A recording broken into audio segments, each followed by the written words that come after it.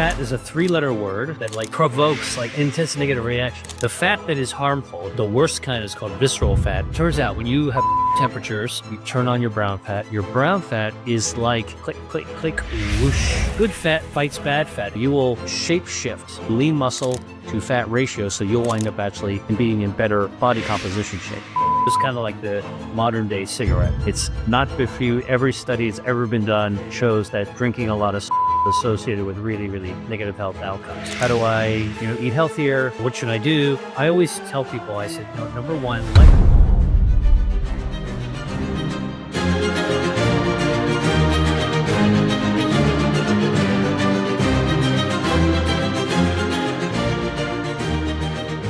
don't be afraid of walking in cool weather. I'm not talking about a blizzard, snowmageddon. Don't be safe. But if it's cool outside, the fall, even in the winter, get the right shoes, go for a walk, because cold temperatures do something amazing to burn down harmful body fat. Cold air shock, which is received by the thermostats on our body, will immediately trigger something called brown fat. Brown fat is a special kind of fat. It's distinct from white fat. So there's two colors of fat. So think about, you go to the hardware store, you got a paint job in your house, and you're going to do two colors on one color on each wall. You're going to paint one brown and one white. All right. So you just pick two cans of paint. Well, this is actually how Mother Nature designed body fat. The fat that is harmful, that you can see and that actually packs the tubes of our body that are inflammatory, that is white fat. The worst kind is called visceral fat. It builds up. Even in a skinny body, you can have a ton of visceral fat. Viscera meaning guts. This is the kind of fat that basically turns like a baseball glove, wraps around your organs. It's very, very inflammatory. It can leak fat. It's kind of dangerous fat, actually. And it's the stuff that pooches out your belly, and it spills off over to the side, and you get like the muffin top and all that kind of stuff. So turns out when you have cold temperatures, you turn on your brown fat. Your brown fat is like a gas range, because it undergoes thermogenesis. It generates heat. You're confronted with cold, your body wants to be heat. So it wants heater. So it's a space heater. Think about like the gas range of your kitchen. You turn on the knob, click, click, click, whoosh. Got a flame. All right. Now in the kitchen, that flame is being fed. The gas range is being fed from the gas lines that go to your town, or maybe a gas tank by the side of your house, drawing down the energy. In your body, the brown fat that is the space heater, click, click, click, whoosh, with cold temperature, actually be drawing the fuel from the brown fat, draws the fuel from the white fat. Good fat fights bad fat. And brown fat, by the way, is not wiggly jiggly. It is wafer thin, and it's plastered around our neck. It's a little bit underneath our breastbone, a little bit between our shoulder blades, and a little bit scattered in our gut.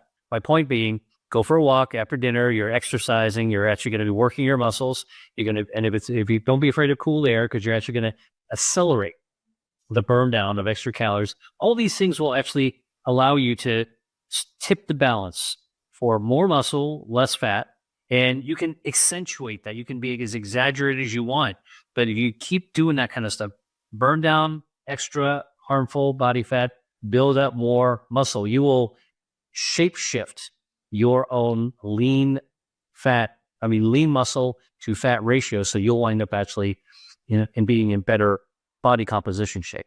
The reality is that body fat, which most people associate with weight gain, and you want to lose fat for weight loss, actually is actually a really, really beneficial thing. And I think by first letting people know, to manage your weight, you are not really trying to get rid of all your fat. You got to separate those things. Body fat is really important. The cells that make up body fat are called adipocytes. Adipose is the name for adipose tissue, is what we call as a medical word for fat. Adipocytes, those are the cells that make up fatty tissue, actually serve an incredible role, healthy role in the body. And a lot of people don't know this, but our fat cells, adipocytes, are the fuel tanks for our energy that we need to just go about our day. Forget about running a marathon. I'm just talking about like getting to work or doing your laundry or, making a meal. you need energy to be able to do any of those things. You need energy to be able to take a shower. So what I want people to know, if they're really interested in this whole idea of fat and weight loss, is don't curse your fat. You need that fat. It is something that you need to have the right amount of. Too much fat is a real problem, and it can actually lead to the situation where you need to actually lose weight and do weight management. There's a connection between the brain and body fat, and it's connected through the nerves. Here's something really, really interesting, and this does bridge a little bit to foods that fight body fat. But it turns out that when we're eating food, okay, the taste of the food that we have in our taste buds naturally go to our brain, right? So everyone can remember, have a memory of a favorite smell of a food that came from their mother's kitchen as they were growing up, right? That's comfort food. It's a smell that takes us back to something that we grew up with and find comforting. Well, so you already know that there is some connection between food and our brain. But those signals have to pass through our nose and our taste buds. And it tells you that there's wiring that connects our mouth to our brain. That's the first start to signal that there's some mouth-brain connection. But did you know that our brain, the nerves that come out of our brain, actually course down our neck, on both sides of our neck, and they actually go to our body fat? All right. So when we stimulate our mouth with different kinds of foods, they do text message our brain, and then our brain releases other signals and hormones that communicate with our body fat, good and bad.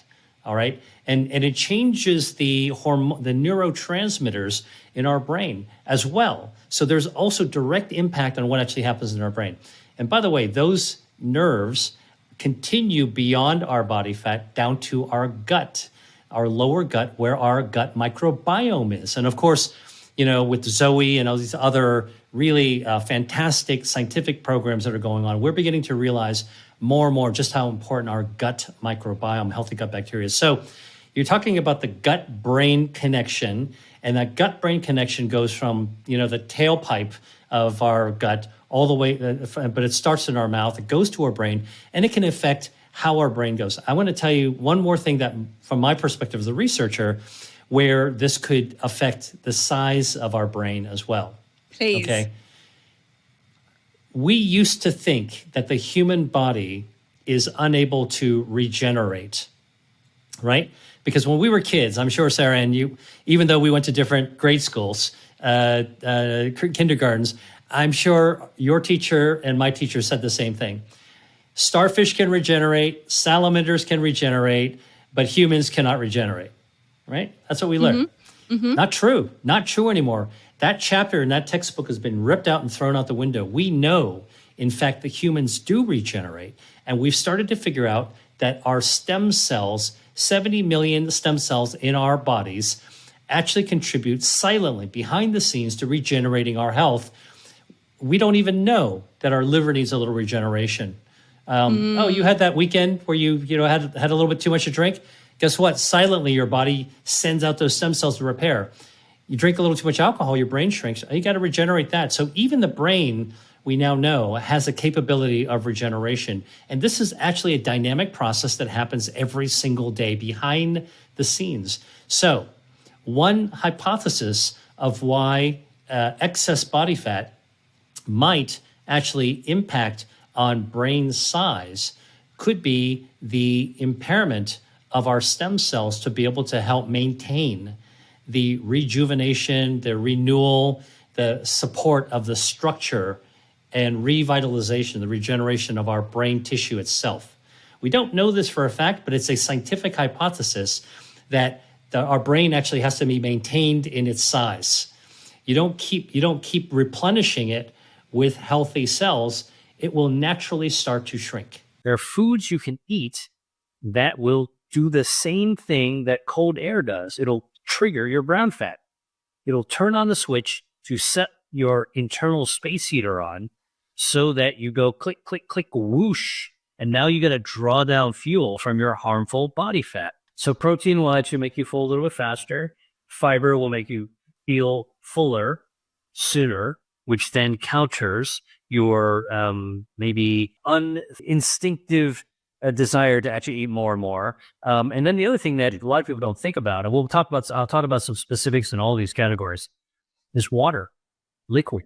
Okay, when you drink water, pour your glass of water and put it in front of your plate so you're looking at it, and have a few sips of water before you dive into your meal. So number one, hydration is key for overall health. It's underrated. Number two, just having a couple of sips of water puts the water in your stomach, and your stomach is just a bag. It's a sack. Well, that's what happens when you sip some water. You're actually filling the bag of your stomach with some water, but it stretches. And as when your stomach stretches, it sends a signal to your brain, oh, you got a little food in there. We're gonna start signaling pretty soon that there's food. And when you actually have enough food, your brain will say, you have enough satiety. Let's stop. So liquid, water, hydration, non-alcohol, which is carbs. Okay. And if you have coffee or tea, it's fine, but not with dairy and not with sugar or artificial sweeteners. Those things will actually mess up your metabolism. So plain tea, black coffee is a great way, or with some plant-based milk could be fine. Those are practical ways to actually help you get a little bit more full when you sit down. Beans are, my friend Dan Buettner, who's well known for shedding light on the blue zones where people live a long time, really, really old and really, really healthy. He always likes to say, beans are my favorite food. Beans are the common foods that everyone in every culture that lives for a long time, these blue zones, people are eating beans.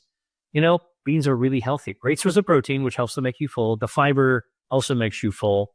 And it doesn't make you only full for that meal that you're eating the beans. It makes you full going into your next meal as well.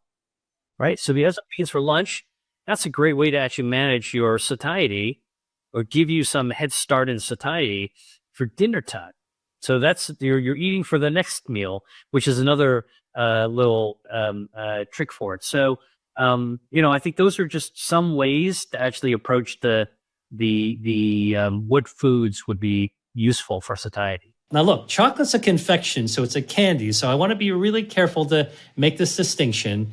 Dark chocolate is better because it has more cacao. Cacao is a plant-based food. It comes from a cacao pod, which comes off a tree, and it is very much packed with dietary fiber, which is good for our gut microbiome, good for overall health, but it has polyphenols called proanthocyanidins, okay? So, for your listeners and viewers, don't worry if you can't pronounce or spell these things.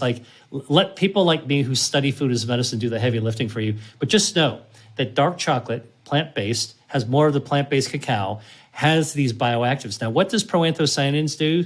These dark chocolate polyphenols, cocoa polyphenols, they call out stem cells. In fact, there was a study done out of San Francisco and the University of Texas that showed that in 60-year-old men with coronary heart disease, bad blood vessels, bad hearts, that if they drank 2 cups of dark hot cocoa that is really enriched with polyphenols, they could double the number of stem cells in their bloodstream that can repair their circulation and improve their heart function after 30 days. So if you just drank 2 cups a day for a month, that's how this experiment was done. And then they measured the number of stem cells in the blood. That's a blood test. Bada bing, twice. All right. Then they measured functionally how resilient their circulation was. That's using a test called FMD, flow-mediated dilation. How resilient are your circulation? That also doubled. That's how powerful your stem cells can actually be. And there's a whole other list of foods as well. Dried fruit, because the skin of fruits contain ursolic acid. Ursolic acid, which is found in the skin of fruits. Dried fruits, you get a lot more skin per unit that you put in your mouth, right? So this is why it's better to, if you're going to get for the skin of the fruit, to get organic fruits, because the skin tends to accumulate the pesticides. It's very hard to wash them off. You can imagine overeating, putting more fuel into your tank is just going to blow up your fat mass, which is how overeating causes weight gain, because and then you can see it in the mirror, okay? The key thing about this is not to overconsume. There's a Japanese saying called harahachi bu or harahachi bonmi, which just means that when you're eating, stop when you're 80% full. I translate that like, I have no idea what's 80%. Okay. But what I say is that you eat, savor your food and eat mindfully, thoughtfully, and stop eating when you're satisfied, not when you're feeling full. We are trained from as kids, and you, especially you're at work, you're busy and you got to wolf stuff down. We're trying to eat as fast as we can. And what happens when you eat really fast, you could easily overconsume. You trick your brain because you're loading food faster than you can process it. But if you actually eat slowly, and what happens is that, when you savor your food, you realize, you know what? I'm quite satisfied now. I don't think I need it anymore. Put less fuel in your body. You'll actually gain less weight. And it has to be countered by move more. So by staying physically active, you're burning the fuel down. So it's kind of like watching how much gas you put in your car, but making sure you're driving the car as well. Okay. And if you didn't do either, all you'd be doing is filling up more fuel tanks and putting jerry cans of gas in your trunk, loading up your garage, and then you're letting the car sit there. You're going to wind up accumulating weight. That's actually what happens to many people over the course of their life. And this is not an issue of a couple of months. I'll tell you some simple things that I think are important to recognize as reasons that people overeat and simple things that you can do to not overeat. Number one, when you eat alone, it's easiest to overeat. Eating alone is easiest to overeat. You know why? Because we usually distract ourselves when we eat by ourselves. You whip out your phone and you're scrolling through stuff, either looking through social, checking your emails, watching the news, or whatever it is you're doing. The moment you have that mobile device in your hand while you're eating, you're not paying attention to your body. You're not paying attention to what's on the plate. You're just shoveling it down. So what I would say, eat with company. That's what they do with, in lots of countries with healthier eating habits. You eat together. And don't be distracted. Put your phone away. It's not just for politeness. It's really, don't be distracting. And then what you do is you savor your food. I refuse categorically to eat something that I don't want to eat. I'd rather not eat, honestly, than just eat something that I don't want, Well, if I'm, and I think that that's okay. You're not going to shrivel up and die, blow away if you don't eat something. But, if you don't eat if you then say, I'm going to eat only what I want, now you have the ability to savor your food. So is sugar bad? No, your brain needs sugar normally. Your body will make sugar normally if you don't get enough of it from your diet. And fruits and vegetables, even ones that are not very sweet, have sugar in it. Sure, a summer peach has a lot of sugar. Watermelon has a lot of sugar. But, broccoli also has a fair amount of sugar, natural sugars in it as well. Those are all super good for you, not because of the sugar, but because those calories that you're getting are high value calories, right? You have all these other polyphenols and dietary fiber, all the bioactives from the fruit that counterbalance the potential detriment of whatever sugar it is. So I always say, when it comes to produce, fruits and vegetables, if you're eating normal, healthy amounts that are good for your taste buds, a healthy part of a balanced meal, don't worry about the sugar in them. If you have normal blood sugar control, like if you're diabetic or pre-diabetic, maybe that's something to be more careful about. You want to talk to a nutritionist or dietitian about. But I think for most people, it's fine. Now, what about added sugar? Well, just like, fat, too much of a good thing becomes a bad thing. Added sugar, which is what we started this conversation about. Well, what about soda? A lot of added sugar in a typical can of soda, like 9 teaspoons full of refined sugar. If I gave you an empty cup, Sarah Ann, and put 9 teaspoons of granulated sugar and said, drink that down, you would be horrified, right? Like I would be. But it turns out that, added sugar is detrimental for your health, but natural sugars in the quantities that you would eat normally in fruits and vegetables are just fine. I think sugar gets vilified. just like the way the fat's gotten vilified. And I think this is where the conversation needs to go. And I'm so glad that you brought this up, Sarah Ann, which is that, look, we should stop taking black and white views. Sugar will cause cancer. Actually, you know what? The something more likely to cause cancer is not sugar, but breathing in the off-gassing for your new carpet or from your at the gas station pump. So these are things that we don't have the same conversation about. Let's try not to vilify our food. Let's try to respect what it is that Mother Nature delivers to us. And let's just make better choices. So fruits and vegetables, sugar is fine. You asked about dried fruit. Look, it is true that you could eat you and I could eat 6 dried apricots pretty quickly, but we would probably not eat 6 whole apricots quite as quickly. We'd be reluctant to eat it. So we would actually be eating more of the sugar in there. And that's why everything in moderation. I would say that eating 6 dried apricots at a sitting is probably in excess.